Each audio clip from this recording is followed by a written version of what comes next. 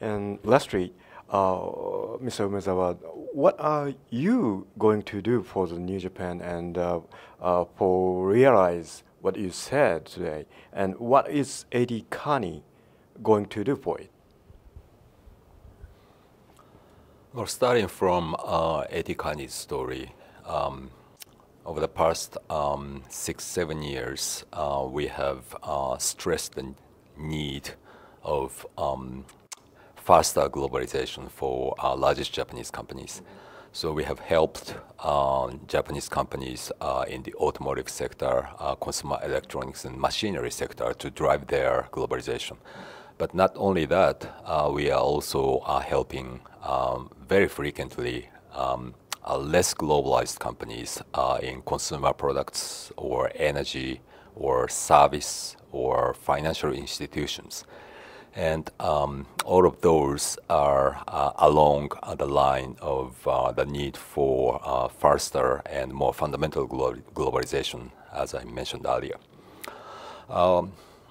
Meanwhile, we are also helping Japanese industry leaders consolidate a domestic market. And by doing so, they should be able to earn better profits out of the home market, and they can invest more aggressively into the global new opportunities. Also, we are helping several companies in transforming industries or making industry convergence happen. For example, emerging electric vehicle industry is really the convergence between automotive, consumer electronics, and machinery and energy sector and IT sector. Those convergence initiatives will be very important platform for Japanese industries to drive their globalization. In terms of activities, especially after 3/11, my team has been working on a project to help reconstruction of a part of Fukushima. And our aim is to really develop several cutting-edge industry clusters so that they can create new jobs for people in Fukushima, and to help other people in Fukushima to settle down in a safe city and have secure jobs and start raising kids in a safe environment. Our plan is to develop two industry clusters. One is building cluster around vegetable plant technology. So we are talking with entrepreneur in the sector to build the cutting edge, the largest hydroponic veg factory in that area. And after doing that,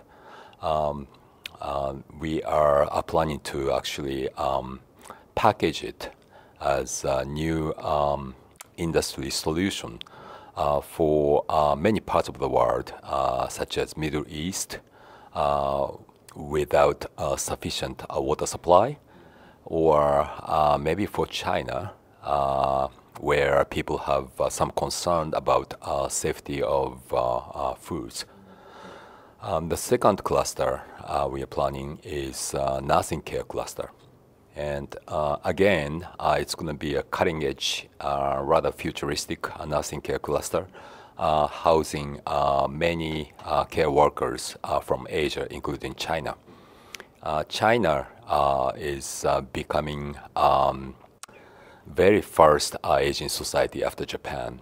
And Chinese government announced that they need to have much more nursing care or welfare facilities, as well as nursing care centers with the certified care workers. But they don't have enough care workers. So we can probably help them train Chinese care workers in Fukushima. And after certifying them, we can send them back, and we can also help Japanese nursing care providers to start business in China with those Chinese care workers or maybe Chinese operation managers. And we also plan to introduce the development facility of nursing care robotics. And if we can make it happen, commercialize it, actually the new nursing care service model is going to be much more efficient than we have currently in Japan. And that's going to help the competitiveness and efficiency of the nursing care service model we are developing. So the Fukushima project is really about developing new industry clusters and creating new jobs for people in Tohoku. At the same time, it is really about developing platforms for new generation industries to go abroad with newly packaged services or industry clusters. Another initiatives my team and I are accelerating is so-called Cool Japan initiative that is sponsored by MERI, Ministry of Economy, Industry and Trade. MERI kicked off that initiative, public or government sponsored, but involving many private sector people about 2 years ago. And I sit and sometimes facilitate a discussion of the expert panel on creative industries. And we are supporting many related activities, mainly in overseas markets, to better promote Japanese creative contents or our traditional culture, and start building platforms for Japanese companies or creators, or sometimes foreign companies who are interested in dealing with the Japanese contents in overseas markets. And that comes back to earlier point I made. Japan is very uniquely positioned as a hub of connecting or combining culture and technology. The creative contents we have include, of course, animation and manga. And animation, it is obvious that it's a combination of technology and creative contents. But we can name many things. Sony produced a product which changed the world. There was also a lifestyle product backed by technology. And maybe smart cars, eco cars, can be a combination of technology and creativity if we package them well.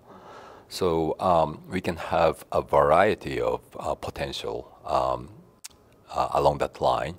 So it is not only about culture or traditional culture, but it is really about creating new cultural contents and experience for the consumers in the world. So we are looking at potential in a variety of industries, starting from media contents to fashion, to cuisine, to inbound tourism. And it's not really about pure Japanese products. Talking about cuisine, it can be, of course, sushi and tempura, but it can also be about a Japanese version of curry rice or Japanese version of hamburg. And they are pretty good, and foreign consumers, especially Asian consumers, love them. So once cultural contents from overseas come to Japan, in many cases, with a very high level of a sense of beauty of ordinary Japanese consumers, it gets refined and it gets mixed with other elements of culture. And with that editing skill this country has, we create very many interesting new things. And we want to promote more effectively that ecosystem. And we want to work, collaborate much more effectively with people outside of Japan to drive that kind of innovation and enjoy those contents and probably provide more value and more enthusiasm or more fun to the world. I'd like to ask you one more question. I couldn't agree with you more that we should welcome more and more talented people to Japan from all over the world. Do you have any idea to do that? How can we attract those people and welcome them to Japan?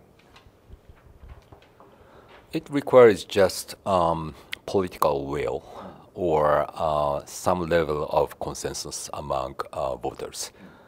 But I'm talking about, of course,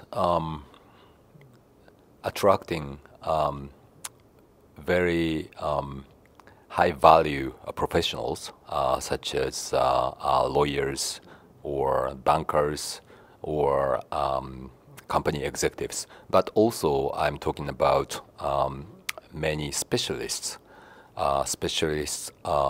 in agriculture, specialists in nursing care or medical care, and specialists in creative industries as well. And I think it's not so difficult to imagine that by attracting those people, actually we can drive growth or revitalization of many industries, especially agriculture or nursing care. And by inviting variety of creators and producers in creative sectors to several cities in Japan, it's very easy to imagine that it's going to be a much more fun place, and we will see much more interesting innovations in those sectors. So it may require some time to educate stakeholders and ordinary people, but I think we can understand the beauty of it, and someday in the near future, I believe we can make it happen. Mr. Umezawa, thanks very much for your time today.